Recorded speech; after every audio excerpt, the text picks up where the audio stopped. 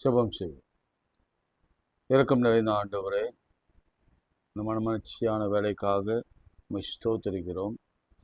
நாங்கள் நிற்பதும் நிர்மலமாகாமல் இருப்பதும் கர்த்தருடைய கிருபையே. நம்முடைய இரக்கங்களுக்கு முடிவில்லை, அவை காலைதோறும் புதியதாக இருக்கிறதுக்காய் ஸ்தோத்திரம். தங்க இடமும் உண்ண உணவும் ஒடுக்க உடையும் தந்து காக்கையை போஷிக்கிறது போல எங்களை போஷித்து வருகிறவரே மனதோடு ஸ்தோத்திரிக்கிறோம். வழியில் எதுவும் அணுகாமல் பிரயாணங்களையும் வாய்க்க பண்ணுகிறீர், உமக்கு ஸ்தோத்திரம். தேவைகளை சந்திக்கிறீர், உமக்கு நன்றி. யெகோவா ஈரே, உமக்கு ஸ்தோத்திரம். யெகோவா ரஃபா, உமக்கு ஸ்தோத்திரம். யெகோவா ஷாலும், உமக்கு ஸ்தோத்திரம். யெகோவா நிசி, உமக்கு ஸ்தோத்திரம். இந்த காலை ஜெபத்தை ஆசீர்வதி. இதில் பங்கு கொள்கிற ஒவ்வொருவரும் உம்மாலே ஆசீர்வதிக்கப்பட உதவி செய்யும். இயேசுவின் நாமத்தில் ஜெபிக்கிறோம் பிதாவே, ஆமென்.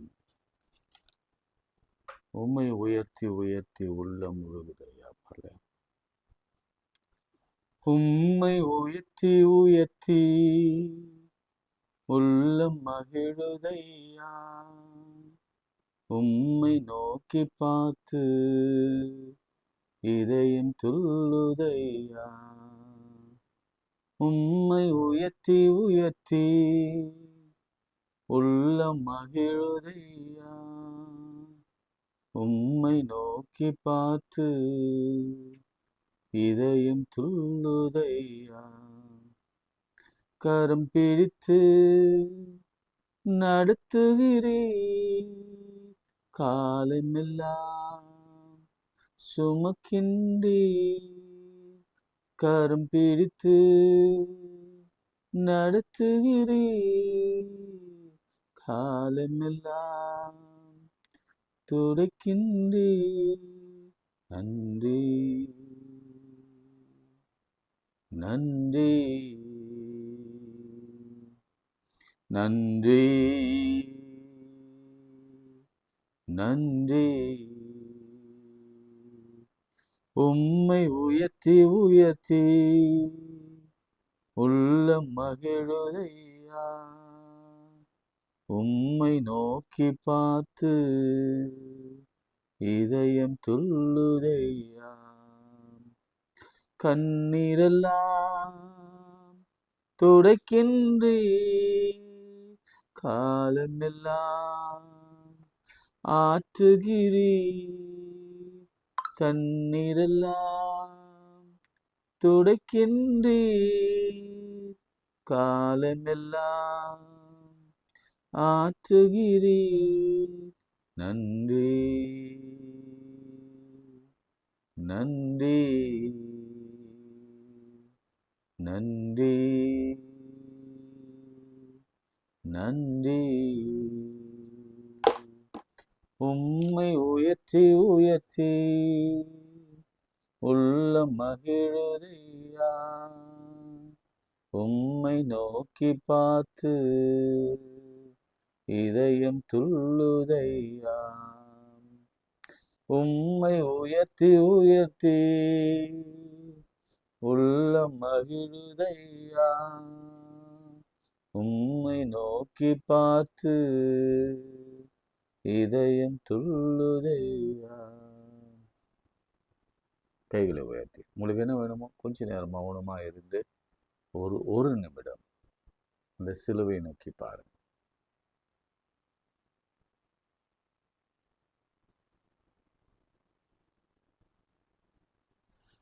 அவர் கண்களிலே இருந்து வழிகிற ரத்தம், நெற்றியிலிருந்து வழிகிற ரத்தம், கை கால்களில் ஆணி, விழா குத்தப்பட்டவராய் அரை நிர்வாணமாகவோ முழு நிர்வாணமாகவோ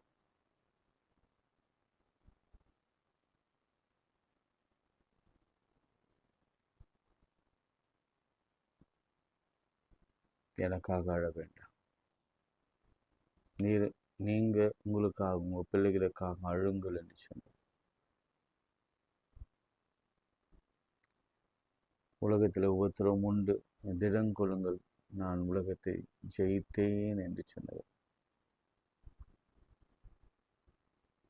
இதோ சதா காலங்களிலும் நான் உங்களோடு கூட இருப்பேன்னு சொன்னேன். இன்னைக்கு எவ்வளோ பேர் வியாதியின் மத்தியில், பலவீனத்தின் மத்தியில், நோய்களின் மத்தியில், யூட்டரஸில் கட்டி, குழந்தையின்மை, திருமணம் ஆகலை, வேலை இல்லை, வீடு இல்லை, கடன், பாரங்கள், கண்ணீர், கவலைகள், கஷ்டங்கள் மத்தியில் நமக்கு ஒரே ஆதரவு இயேசு கர்த்தர் பரிசுத்த ஆவியானவரை நம்பிக்கொண்டிருக்கிற ஒவ்வொருவரையும் கண்ணோக்கி பாருங்க. அவரால் தான் எங்களுக்கு விடுதலை கிடைக்கும் என்று நம்புகிற ஒவ்வொருவரையும் பாருங்க. அவரால் தான் எங்களுக்கு ஜெயம் கிடைக்கும் என்று நம்புகிற ஒவ்வொருவரையும் பாருங்க. அவரால் தான் எனக்கு வேலை கிடைக்கும் என்று நம்புகிற நீங்கள் அந்த சிலுவையை நோக்கி பாருங்க. அவரை நோக்கி பார்த்த முகங்கள் பிரகாசம் அடைந்தன. என்னை நோக்கி கூப்பிடு.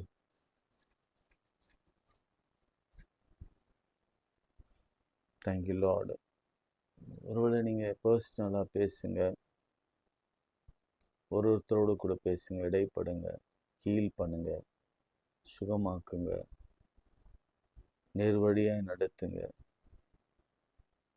அதிசயம் செய்யுங்க, அற்புதம் செய்யுங்க, மாற்று உறுப்புகளை புதிதாக்கி தாங்க. பார்வை போன உனக்கு புதிய கண்களை கொடுத்தவர், சும்மின கையுடையவனை மறு கையை போல மாற்றினவர், செங்கடலை இரண்டாக பிளந்தவர். பழைய ஏற்பாட்டுக்கு போயிடுவோம். எரிகோவை ஒரு குவியலாக நிற்க பண்ணினார். யோர்தானை ஒரு குவியலாக நிற்க பண்ணினார். எரிகோவை தகர்த்து முன்னேறினவர் மத்தியில் இருக்கிறார். விசுவாசிக்கிறவர்களுக்கு எல்லாம் கூடும். விசுவாசிங்க, நல்ல விசுவாசிங்க. நீ விசுவாசித்தால் தேவ மகிமையை நீ காண்பாய். உன் பேரில் ஒரு குறை உண்டு. நீ ஆதி அன்பை விட்டு விட்டாய். விசுவாசிக்கிறவர்களுக்கு எல்லாம் கூடும். விசுவாசித்தால் தேவ மகிமையை நீ காண்பாய்.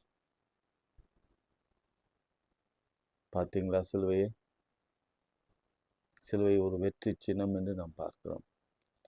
It is not a defeated symbol. It is victorious symbol. உங்களுக்கு அந்த வெற்றியை கொடுப்பார், தோல்வி அல்ல.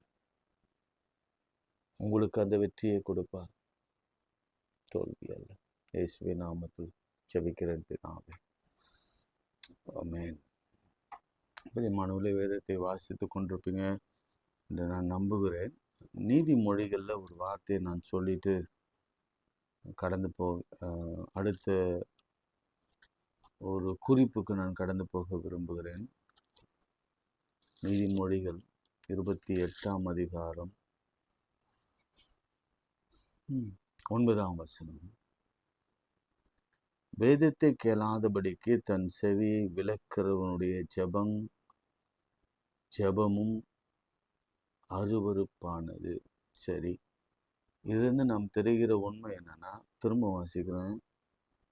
நீதிமொழிகள் 28ஆம் அதிகாரம் 9ஆம் வசனம். வேதத்தை கேளாதபடிக்கு, படிக்காதபடிக்கு தன் செவியை விலக்கிறவனுடைய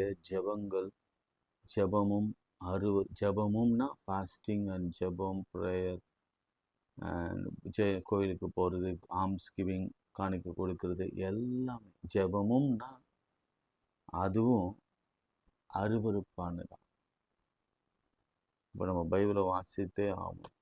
சரிங்களா? ஒருவேளை நீங்கள் இந்த அரை மணி நேரமாவது என்னோடு கூட இருக்கிறது நான் மிகுந்த சந்தோஷம் அடைகிறேன். கண்டிப்பாக நம்ம அருவருக்க மாட்டார், அருவருப்பு பொருளாக மாற்ற மாட்டார் என்று நான் நம்புகிறேன். நீங்கள் நம்புங்க.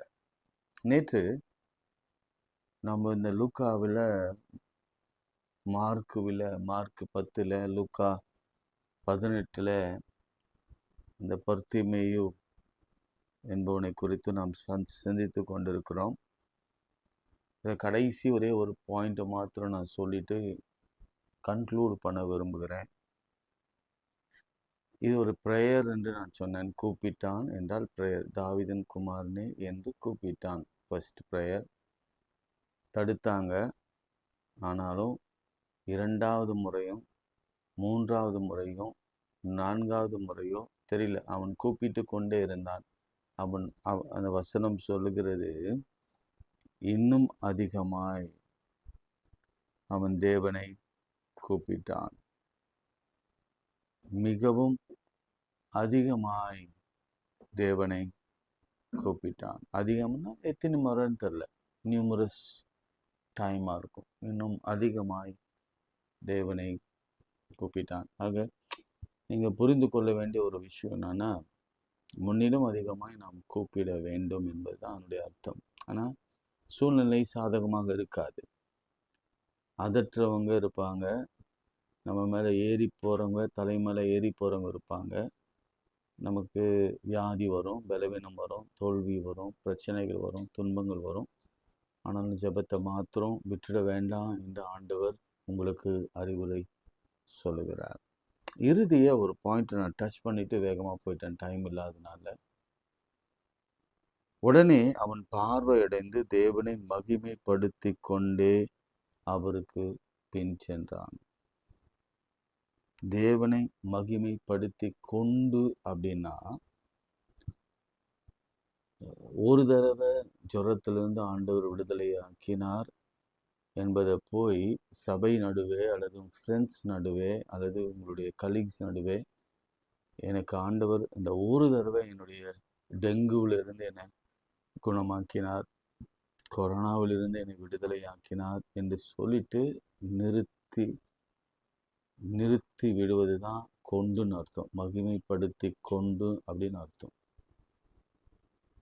கொண்டு அப்படின்னா கொரோனா மாத்திரமல்ல, அதுக்கப்புறம் எனக்கு பல பிரச்சனைகள் வந்தது. வேலை இல்லை, படிப்பில் தோல்வி வந்தது, எனக்கு கல்யாணம் ஆகலை, எனக்கு குழந்தை பிறக்கலை, ஒன்று ஒன்றா சொல்லிக்கொண்டே போவது தான் மகிமைப்படுத்தி கொண்டே போவது என்ற அர்த்தம். கொண்டு அப்படின்னு நீங்கள் நிறுத்திட்டீங்கன்னா ஒரு பிளெஸ்ஸிங்கோட நின்றும். நான் சொல்கிறது உங்களுக்கு புரியுதுங்களா? இப்போ பார்வை அடைந்தான்னு வச்சுக்கோங்களேன். இவன் பார்வை அடைந்தான், போயிட்டு தான் அயலகத்தாரிடத்திலோ அல்லது ஜெப ஆலயத்திலோ அல்லது அவனுடைய நண்பர் மத்தியிலோ எனக்கு கர்த்தர் பார்வை கொடுத்தார், தேங்க்யூ அப்படின்னு சொல்லிட்டு அவன் பாட்டுன்னு போயிட்டான்னா, அதுக்கப்புறம் அவன் வாழ்க்கையில் வேறு எந்த மல்டிபிள் மிராக்களை அவனால் பார்க்க முடியாது. உங்களுக்கும் எனக்கும் அதே தான். சில பேர் சிவங்க ஃபாஸ்டிங் ப்ரேயர்லையோ சரி, வருடத்தின் கடைசி நாளில் ஒரு சாட்சியின் நாளன் வைப்பாங்க.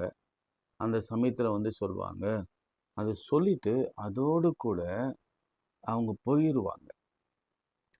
மீண்டும் அவங்க கூப்பிட்டாலும் கர்த்தர் கேட்க மாட்டார். காரணம் என்னன்னா, அவர் ஏன் மிராக்கிள் பண்றாரு, ஏன் குணமாக்குறாரு, ஏன் பார்வை கொடுக்கிறாரு, ஏன் ஜீவனை கொடுக்கிறாருன்னா, அவரை மகிமைப்படுத்தி கொண்டே இருக்க வேண்டும். காசு கொடுக்கணும்னு அவசியம் இல்லை, உன் வீட்டை கொடுக்கணும்னு அவசியம் இல்லை. அவரை மகிமைப்படுத்தி கொண்டே ஊழியம் செய்துதான், அல்லது பாஸ்டராக மாறி என்ன மாதிரி பாஸ்டர் ஆகிட்டு, அல்லது ஒரு முழு நேர ஊழியன் ஆகிட்டு, அல்லது ஒரு டீச்சர் ஆகிட்டு மாத்திரமல்ல. நீங்கள் யாராக இருந்தாலும், ஒரு லேமேனாக இருந்தாலும், ஆண்டவர் இன்னைக்கு செய்ததை நாளைக்கே உடனே இமீடியட்டாக ஆண்டவரை மகிமைப்படுத்த வேண்டும். அட்லீஸ்ட் 1 or 2 people அதுக்கிட்டாவது சொல்லணும். தேடி போய் சொல்லுங்க. அதுக்காக தான் ஆண்டவர் மிராக்களை செய்கிறார். இது ஒரு மேனேஜ்மெண்ட் மாதிரி தான். இது ஒரு ஸ்பிரிச்சுவல் மேனேஜ்மெண்ட் க்ரோத். இது ஒரு தடவை டச் இட் அப்படின்னா மகிமைப்படுத்தி கொண்டுன்னு அர்த்தம். சரி, நாளைக்கும் வேணும்னா மகிமைப்படுத்தி கொண்டே, நாளன்னைக்கு கொடுத்து கொண்டே அப்படின்னு போக வேண்டும். ஏன்னா ஆண்டவரே ஒரு ஜெபத்தை இப்படிதான் ஏறெடுத்தார். யோவான்ல 17ஆம் அதிகாரத்துல 2ஆம் வசனத்துல 1ஆம் வசனத்துல இருந்து வாசிக்கிறேன். மோட்டிவ் பாருங்க, மோட்டிவ். இயேசு இவைகளை சொன்ன பின்பு தன் கண்களை வானத்துக்கு ஏறெடுத்து, பிதாவே, வேலை வந்தது. நீர் உம்முடைய குமாரனுக்கு தந்திரலின யாவருக்கும் அவர் நித்திய ஜீவனை கொடுக்கும் பொருட்டு மாம்சமான யாவர் மேலும் நீர் அவருக்கு அதிகாரம் கொடுத்தபடியே உம்முடைய குமாரன் உம்மை மகிமைப்படுத்தும்படிக்கு, உம்முடைய குமாரன் உம்மை மகிமைப்படுத்தும்படிக்கு. குமாரன் யாரு? யெசுவா, இயேசு.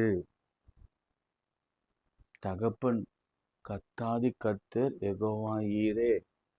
சில பேர் ரொம்ப எளிமையா இந்த வார்த்தையை பயன்படுத்துகிறாங்க. நான் அதை சொல்லக்கூடாதுன்னு நினைக்கிறேன். YAVAH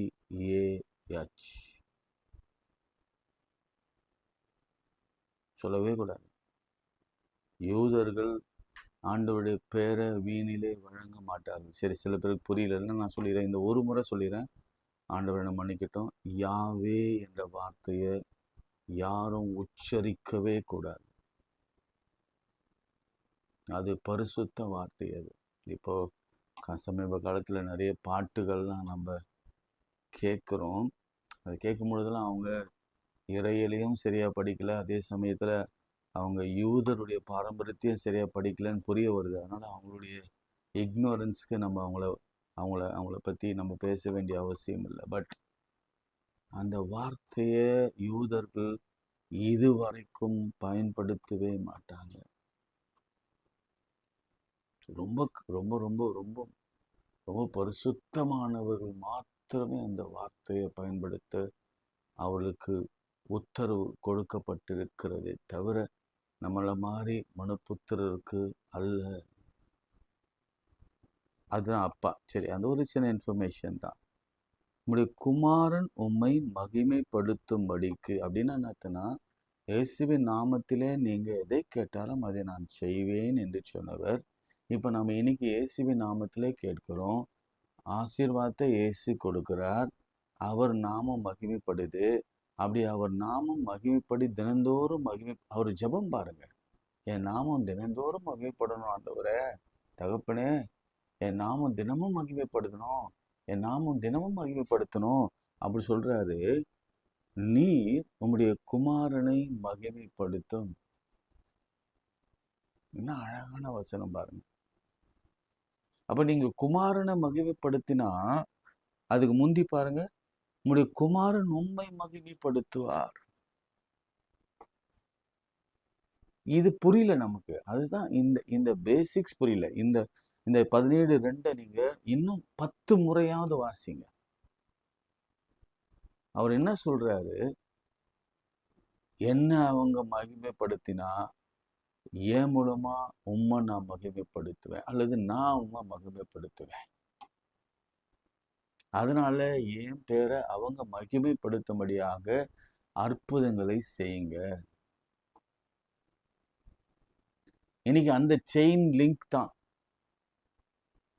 இப்போ மத்தேயுல அது இப்போ நான் ஜெபிக்கும் பொழுது ஆண்டவர் அந்த வார்த்தையை மனதில் வைத்தார். ஆவியானவர் பேசுறாரு, வித்தியாசமா பேசுறாரு, குரோனிங் ஸ்பிரிட்டோடு பேசுறாரு. எனக்கு அதுதான் ரொம்ப புரியவே இல்லை. ரொம்ப வியப்பா இருக்கு. கடைசி அதிகாரம் 28 அவர் என்ன சொல்றாரு? அப்பொழுது இயேசு சமீபத்தில் வந்து அவர்களை நோக்கி, வானத்திலும் பூமியிலும் சகல அதிகாரம் எனக்கு கொடுக்கப்பட்டிருக்கிறது. ஆகையால் நீங்கள் புறப்பட்டு போய் சகல ஜாதிகளையும் சீஷராக்கி பிதா குமாரன் பரிசுத்த ஆவினாலே அவர்களுக்கு ஞானஸ்நானம் கொடுங்கள். நான் உங்களுக்கு கட்டளையிட்ட யாவையும் கை கொள்ளும்படி அவர்களுக்கு உபதேசம் பண்ணுங்கள். உபதேசம் இஸ் நத்திங் பட் இயேசு மகிமையானவர், அற்புதம் செய்வார், அற்புதம் செய்திருக்கிறார், அற்புதம் செய்து கொண்டிருக்கிறார் என்று உபதேசம் பண்ணணும். அப்புறம்தான் என்ன வருது பாருங்க. அப்புறம்தான் இதோ உலகத்தின் முடிவு பரியந்தமும் சகல நாட்களிலும் நான் உங்களோடு கூட இருக்கிறேன். இன்னொரு ஆண்டவர் கொடுக்கிறார் பாருங்களேன். அப்போஸ்தலர் 2ஆம் அதிகாரத்துல அவர் சொல்றாரு, பெந்தகோஸ்து நாளில் கடைசி நாட்களில் மாம்சமான யாவர் மீதும் என் ஆவியை ஊற்றுவேன். எங்க சாட்சிகளாக இருப்பீர்கள். எங்கே வரும்? எனக்கு நீங்கள் சாட்சிகளாக இருப்பீர்கள். ஃபஸ்ட்டு சாப்டரா 8ஆம் வசனம் பாருங்கள். இதெல்லாம் ஸ்பான்டினியஸாக ஆண்டவர் கொடுக்குற வார்த்தைகள். நிச்சயம் நான் ப்ரிப்பரே பண்ணல. இது பாருங்க, பரிசுத்த ஆவியானவர் உங்களிடத்தில் வரும்பொழுது நீங்கள் பலனடைந்து எருசலேமும் யூதேயா முழுவதிலும் சமாரியாவிலும் பூமியின் கடைசி பரியந்தமும் எனக்கு சாட்சிகளாயிருப்பீர்கள். அது சொன்னோடனே அவர் எடுத்துக்கொள்ளப்பட்டார். கடைசியா அவர் சொன்ன வார்த்தை என்ன தெரியுமா? நம்ம ஏற்கனவே சொல்லியிருக்கிறோம். நிறைய முறை நான் இதை மறந்துருக்கிறேன். இது ஒரு பெண்டிகாஸ்டல் டேக்கு மாத்திரமல்ல, சாட்சியா நிற்கணுமா. அது பரிசுத்த ஆவியானவர் வந்தா சாட்சியை நிறுத்துவார் என்று சொல்றார். ஐயா, எங்க தான் பரிசுத்த ஆவி இல்லையே நினைக்காதீங்க. எல்லாருக்குள்ளும் பரிசுத்த ஆவியானவர் இருக்கிறார். சாட்சியா நிற்கணும், சாட்சி சொல்லணும். இவன் இந்த பிளைண்ட் மேன் என்ன செய்யறான்? அவரை மகிமைப்படுத்தி கொண்டே புறப்பட்டு போனான்.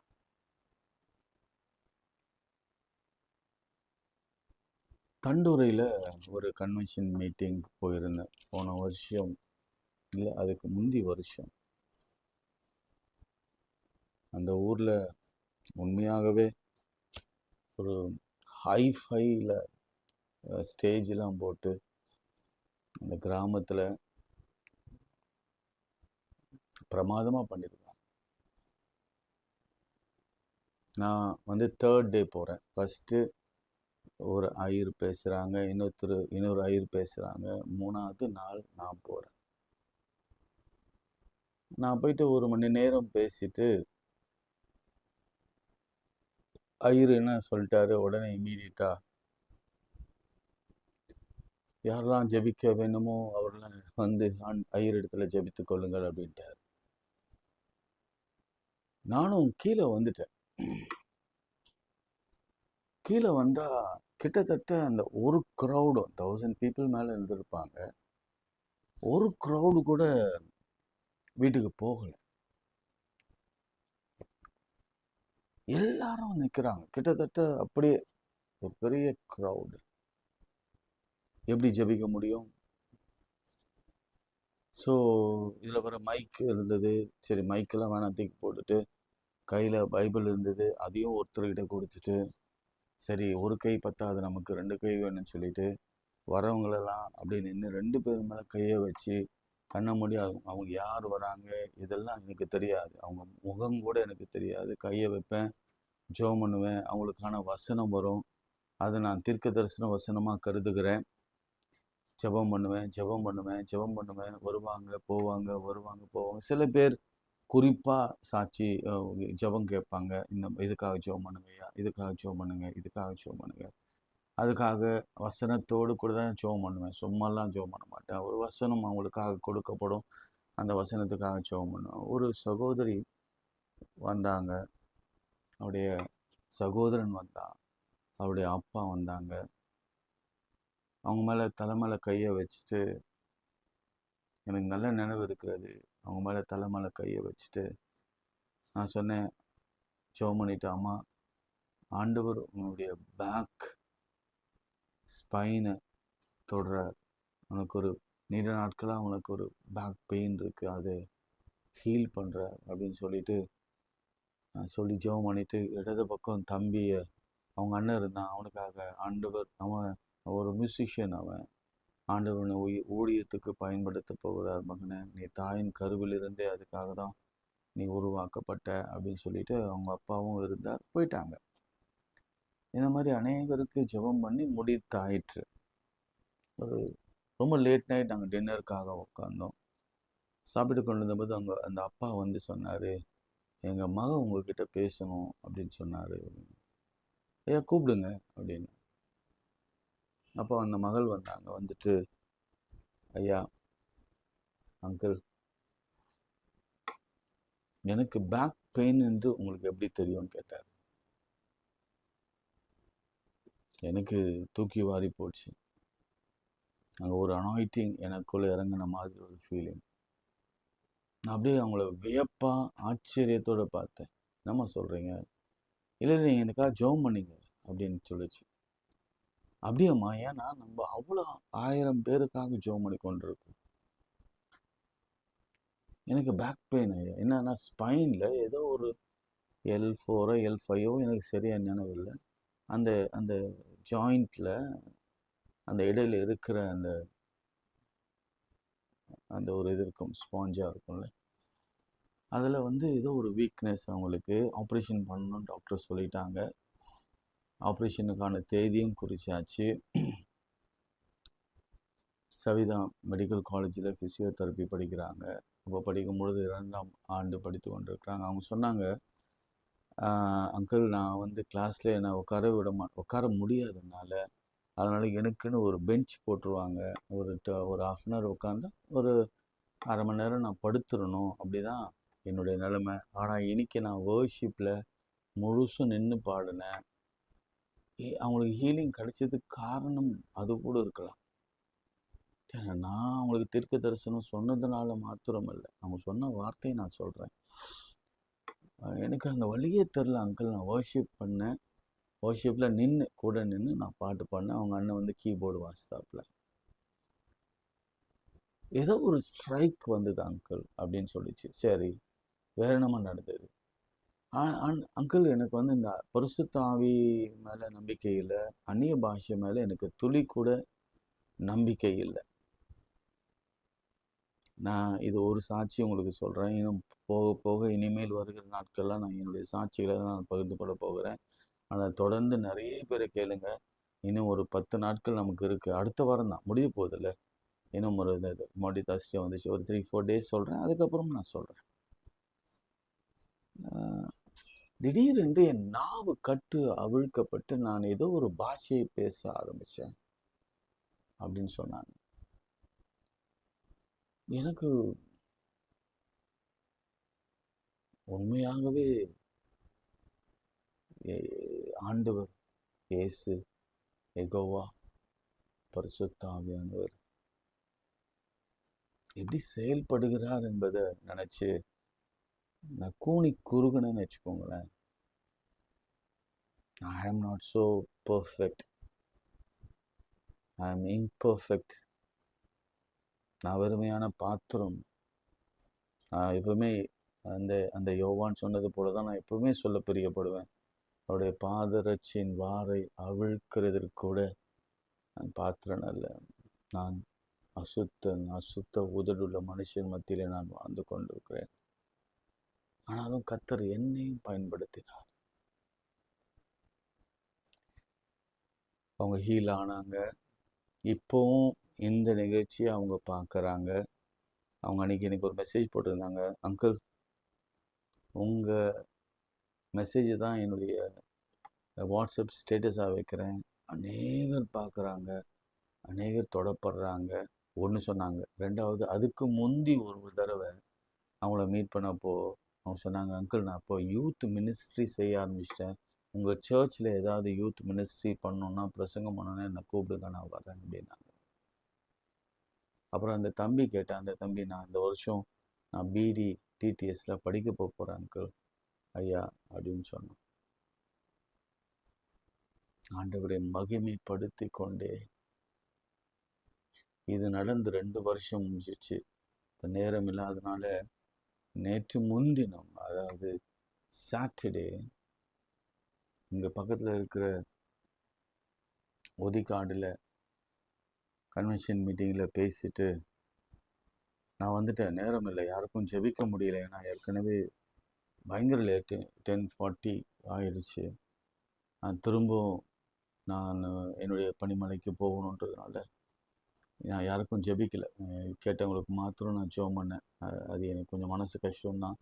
நான் இன்னொரு முறை போகும்போது நான் எல்லாருக்காக ஜெபம் பண்ணுவேன், நிச்சயம் பண்ணுவேன். அவங்க கூப்பிட்டுருக்குறாங்க, நான் போவேன். அது முன்தினம் நடந்தது. அப்போ நான் அந்த ஜெபத்தின் முடிவில் ஒன்று சொன்னேன்னா, அதாவது அந்த பாஸ்டர் எனக்கு சொன்னார், ஃபோன் பண்ணார், ஐயா உங்கள் இடது தோள்பட்டையில் கழுத்து கீழே உங்களுக்கு பெரிய வலி இருக்கிறது, கர்த்தர் அதை குணமாக்குகிறார் என்று நான் சொன்னேன்னா, அவங்களுக்கு அந்த நேரத்தில் குணமாயிற்று என்று அந்த பாஸ்டர் ரெவரண்ட் சொன்னார். நேற்று சண்டே ஒரு கன்வென்ஷன் போயிருந்தேன். அது ஒரு எலைட்டு சென்னை கன்வென்ஷன். அது மீனமாக்கம் பகுதியில் கொஞ்சம் பேர் தான். ஆனாலும் அந்த வார்த்தையினால் தொடப்பட்டு, என்னுடைய சாட்சியினால் தொடப்பட்டு எல்லாரும் வந்து சொன்ன வார்த்தை என்ன தெரியுமா? நீங்கள் போகிற பாதையை தான் நான் போகிறேன், உங்களுக்கு நேர்ந்தது தான் எனக்கு நேர்ந்திருக்கிறது, நீங்கள் அனுபவிச்சது தான் நாங்கள் அனுபவித்து கொண்டு இருக்கிறோம். ஜெபம் பண்ணுங்க. நாங்கள் அடிக்கிற எல்லாருக்கும் ஜெபம் பண்ணேன். நான் சொல்லி ஜெபம் பண்ணேன்னு தெரியுமா? எனக்கு செய்தவர் அவர் உங்களுக்கும் செய்வார். இதுதான் மகிமைப்படுத்தி கொண்டேன்னு அர்த்தம். என் வாழ்க்கையில் அதை நான் செய்து வருகிறேன். எனக்கு உபத்திரம் இருக்கிறேன். இந்த வசனங்கள் சொல்லக்கூடாதபடிக்கு, உங்களை பைபிள் படிக்கக்கூடாதபடிக்கு, உங்களை ஜெபிக்க வைக்கக்கூடாதபடிக்கு, உங்களை உபவாசம் இருக்கக்கூடாதபடிக்கு, அல்லது உங்களை ஆண்டவருக்குள்ளே அழைத்து வராதபடிக்கு பிசாசு பல முனைகளில் என்னை போட்டு அடி அடி அடி அடின்னு அடிக்கிறான். இல்லை மனுஷர்கள் என் தலை மேலே ஏறி அடிக்கிறாங்க. இவன் எப்போ விழலாமோன்னு வேற காத்திருக்கிறான். ஒரு பக்கம் நிறைய ஃபினான்ஷியல் கிரைசிஸ், ஒரு பக்கம் மனசளவில் பெரிய போராட்டம், ஒரு பக்கம் குடும்பத்தில் பெரிய பெரிய கண்ணீர், ஃபேமிலியில் சிஸ்டர்ஸ் நடுவில் பெரிய பெரிய பிரச்சனைகள். ஆனாலும் ஒன்று மாத்திரம் எனக்கு நிச்சயம், நான் போகும் வழியை என் தேவன் அறிவார். யோபுல அதான் வாசிக்கிறோம். யோபு 22 நினைக்கிறேன், 10ஆம் வசனம். நான் போகும் வழியை கர்த்தர் அறிவார், அவர் சோதித்த பின்பு நான் பொன்னாய் விளங்குவேன். ஜெபம் பண்ணோம். அன்புள்ள ஆண்டவரே, இந்த வேலைக்காக நன்றியோடு ஸ்தோத்திரிக்கிறோம். என்னுடைய ஜெபம் ஒரே ஒரு ஜெபம். இன்னைக்கு நான் எனக்காக இது வரைக்கும் நான் ஜெபம் பண்ணவே இல்லை. நீங்கள் ஆரம்பத்துலேருந்து பார்த்துருப்பீங்க. ஆண்டவரே, எனக்காக நான் ஏதோ ஒரே ஒரு ஜெபம் பண்ணுறேன். உம்மை மகிமைப்படுத்தும்படி என்னை மகிமைப்படுத்துங்க. இயேசுவின் நாமத்தில் ஜெபிக்கிறேன் பிதாவே, ஆமென். நமது ஆண்டவராக இயேசு கிறிஸ்துவின் கிருபை, பிதாவாகிய தேவனுடைய அன்பு, பரிசுத்த ஆவியின் ஐக்கியம் நம் அனைவரோடும் இன்னும் சதாக்கள் நிறைந்திருப்பதாக.